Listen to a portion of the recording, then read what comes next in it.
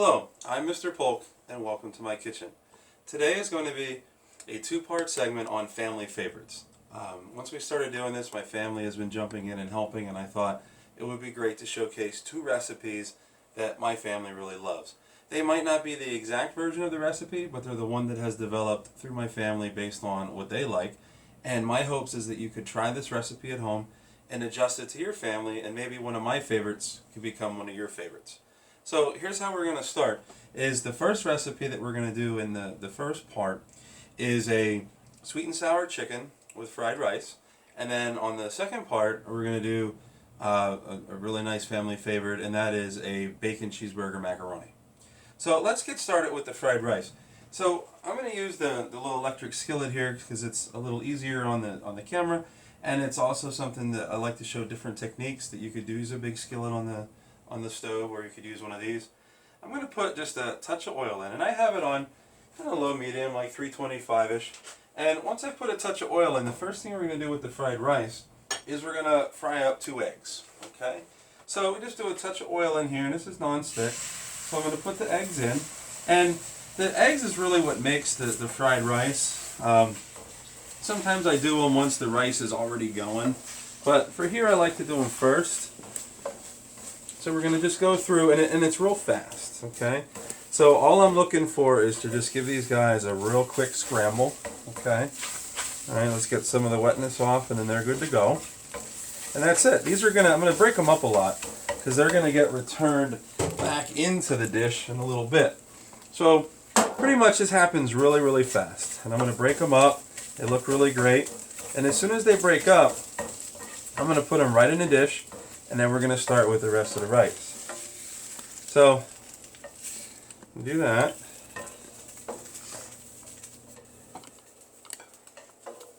And now we're going to start with the veggies.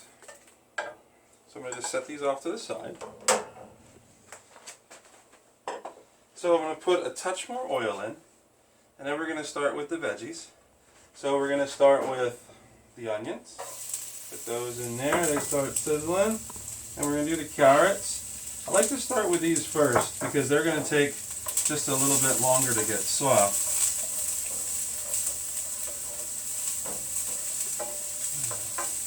Can you grab me the rice out of the refrigerator? Please?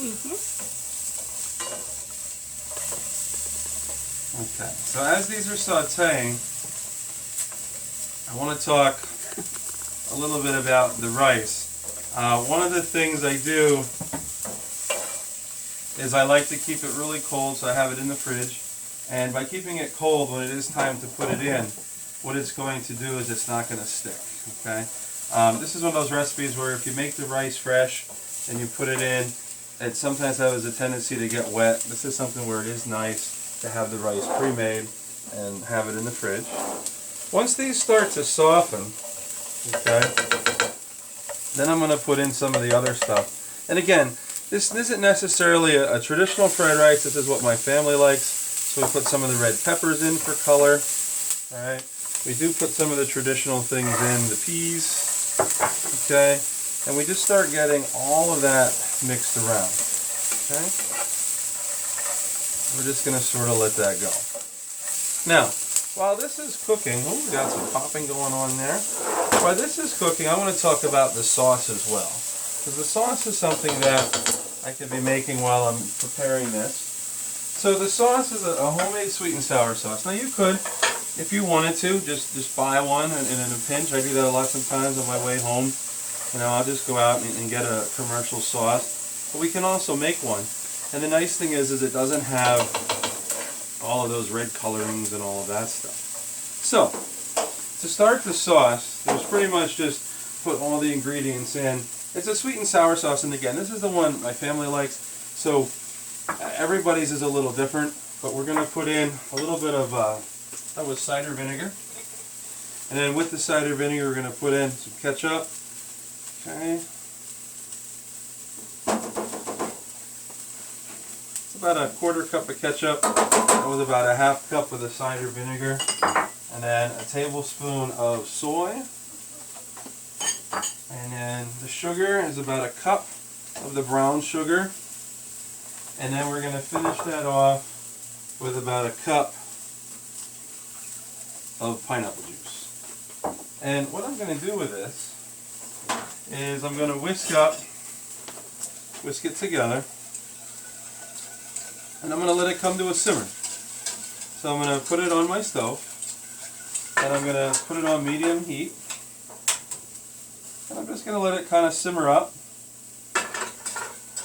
And when it comes to a bubble, then we're going to thicken it. Okay, we're going to use a cornstarch to thicken it. And this is one of those recipes. Let me take a look over here. Yeah, we got that stuff frying up really nice. Okay, getting some good color. Things are really starting to happen.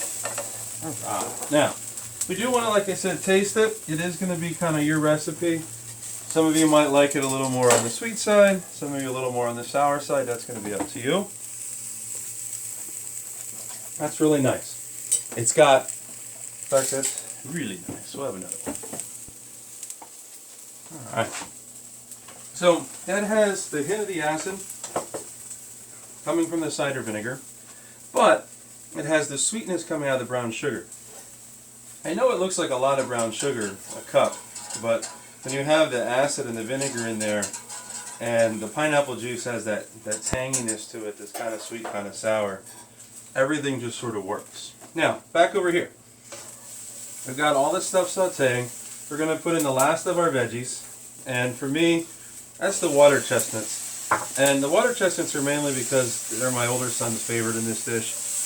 Water chestnuts are kind of unique. They're not actually a nut or a chestnut. They're a root that grows in water, and the bulb of the root actually has a chestnut look to it.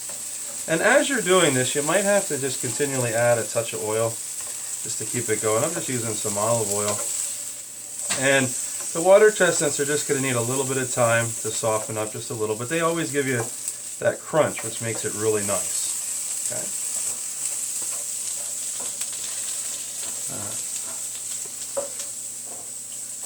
Okay, so we got that going. Now this dish is going to get some fresh garlic. You can put the garlic in when you put the rice in. I'm going to put the garlic in first, but one of the things when you're using garlic is you don't want to let it saute too long, because if it starts to get dark, it's going to start to get bitter. Okay, so just sort of bring that around a little bit. We can let it saute for a second or two for some flavor, but what we don't want is any bitterness. So now we're going to put in the rice. I'm going to put in the rice, half the rice. Now this was 4 cups of cooked rice. So if you were going to make this from scratch, it would start out at about 2 cups of uncooked rice. And then you're going to do this. And here's something where you can buy your long grain rice and you can make it on the stove or make it in the oven. Or, you could use the minute rice where, if you're in a hurry, I'm thinking about coming home from work and I want to throw something together for my family. Sometimes you just use the minute rice, heat up the water, put it in. Whatever you have time for. So now this is really starting to come together. I'm going to give my sauce a stir. We're starting to get a bunch of things going here. And then now I'm going to add just a touch of oil, because what we have going on here is the rice is separated. You see that? That's what makes a really nice fried rice, is that we don't have the mushy stuff. Okay, and that's why I said about keeping it cold in the fridge and having everything ready. And once you get things going around, I'm going to put in my green onions, okay, my spring onions. And then I'm also going to add my seasoning. And I'm going to use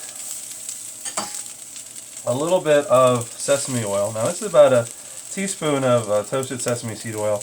You could, it's up to you if you want to add a little more, a little less. Okay, it's like we talked about before, you kind of drive your culinary destiny. And the last part here is we're going to put in the soy. Now it's 2 to 3 tablespoons of soy, so I'm going to put in maybe half of it, a little more, a good 2 tablespoons. And then start to kind of bring it around.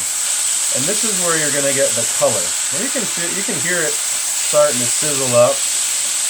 And that's really what gives you the color and what you're used to seeing in the fried rice. Now that does add some moisture to it. And that's why you hear all that sizzle sazzle, as I like to say. Because that's what's really giving you that flavor and that color. I'm also going to give it just a touch of a little bit of pepper. A little bit of salt. Alright. And then, now that it's looking good, I'm going to turn this on low. And I'm just going to let it kind of stay warm and cook for a little bit while I work on the rest of the recipe. So doesn't that look great? It's got nice color. I'm going to put a touch in there. And I'm going to turn this on warm. Okay. Alright, so that looks good. Now, let's take a look at our sauce, because our sauce is really starting to come together. So I like this. Alright, so over here, our sauce has come to a boil. So now it's ready to be thickened. So what we're going to do is we're going to make our thickening slurry. So I'm going to turn the heat down a little bit, because I don't want it boiling like crazy. There we go. And what's going to happen is... Oh! Almost forgot about those. That'll be good. What's going to happen is we're going to make a slurry out of a 1/4 cup of water, 2 tablespoons of cornstarch. Cornstarch is a great thickening agent. It has to come to a boil in order to work. Okay, any starch is that way. If you just put the starch in like it is now, it's definitely going to get all lumpy bumpy on you. Okay, so we stir this in nice and smooth, and then we stir this. Okay, all right. A little bit of water on there, so it came up on me, but we were good. So now we're going to pour this in. Okay. And as soon as you put the cold slurry in, because you do want to use cold water, the boil is going to stop. Alright, so what's going to happen is I'm going to wait for the boil to come back up, and what you're going to notice, as soon as it comes back up, this sauce is going to thicken. Okay. So while we wait for the boil to return, let's go back and look at our rice. One of the things I got all excited about finishing it up, the colors and the smells, everything looked awesome. I forgot to put the fried egg back in. So you take your egg and you just put it back into the mix, blend it all up. That gives you that really nice look of the stir fry, all those flavors coming together. Okay, so that looks great. Alright, now let's go back to the sauce, and then we have to work on our chicken. So that looks good. Alright, so now you're going to see that the sauce has really thickened up. Okay. Alright, it has a really nice consistency to it. I can really smell the flavors coming out. So what I'm going to do is just let it simmer for just a little bit to let it thicken. And I'm going to do that on the burner behind me. And then we're going to start the chicken. Okay. Now with the chicken... Sorry about that. So with the chicken, we've got our raw chicken. You always want to be careful when working with raw chicken. And we're going to try to make... I'm going to start heating this pan up a little bit. I try to do this in the safest way and the easiest way for you. And from that I found that we're going to take... I'll put my gloves on because of touching the chicken and everything. And what we're going to do here is we're going to take cornstarch, about a cup, and we're going to have this little dish to keep all my chicken stuff together so I don't get chicken juice everywhere. And we're going to put this in. Okay. So this is our cornstarch. And then we're going to take the chicken and pour it in. Like that. Get this away. And then this is where we're going to seal it. Hopefully I don't jiggle too much. We're going to shake all this together. So what you're doing is you're getting the cornstarch on the chicken. And we use cornstarch because that makes it kind of crispier. Cornstarch is what you use a lot of times in tempura batters and things like that. And we're going to open that up. They're all coated in the cornstarch. And then we got our pan. And we're going to put some oil in the pan.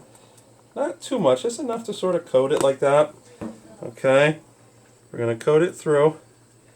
And then I'm going to have my spatula ready.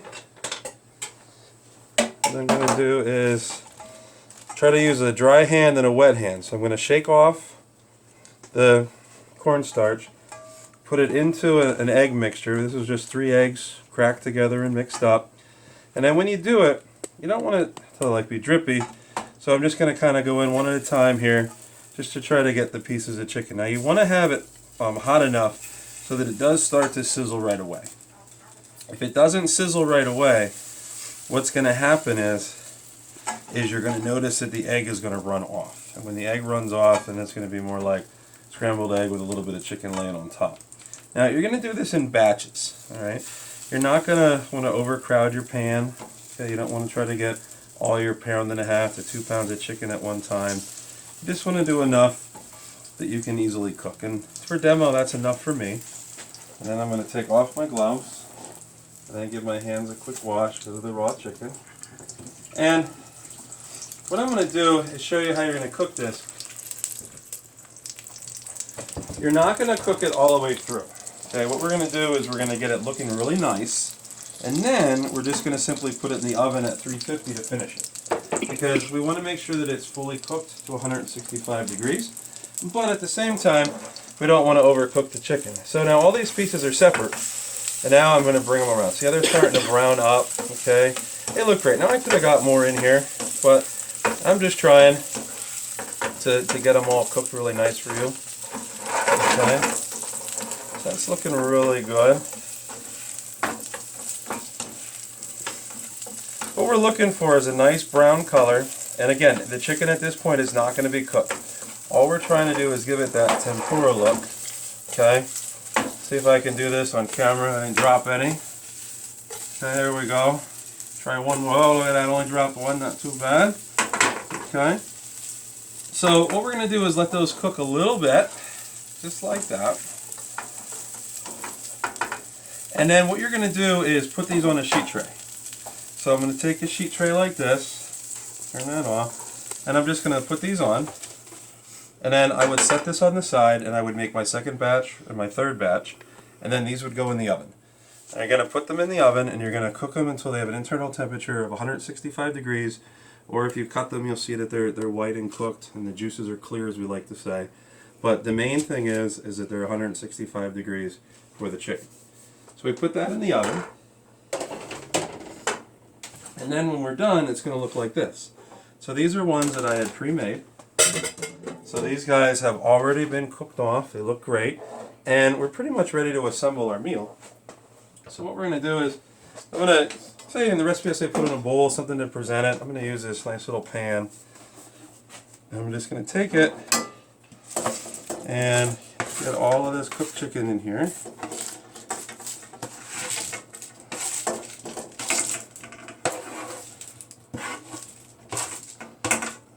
Okay, so look at that, that looks great. And then what we're going to do is put the sauce on. So we're going to take it, and we're going to put our sauce, which is here. And the nice thing with this sweet and sour sauce is it doesn't have that bright red color that you get with the dyes and everything. And if you wanted to, you can put red food coloring in if you want to make it look more like it does at a restaurant. But this gives it that natural look, and you know it's homemade. And I like to just give it a little bit of stir. Get everything coated. And there's our sweet and sour chicken. So what we're going to do is just do a little plate the way we would at home. So at home we would take our plate and we would just scoop out some of the fried rice, put that kind of in the middle, a little bit more. Oh, look at that, nice beautiful color. The rice is, it's separated but it's not dry, but it's not making that all clumpiness. And then what we'll do is put some of our chicky right on top of there. Oh, look at that. Looks like one of the pictures at a restaurant. Put that on there. Another piece or two in the middle. And then what you can do is you can take some of your sauce from here and pour it on to give more sauce. Or you can even save some in your pan and you can make some more. Okay. So that's what the finish looks like. And this is definitely one of my family favorites. And I hope that if you continue to cook this at home, it could be one of your family favorites. And I'd like to thank you for cooking with me today, right here in Mr. Polk's Kitchen.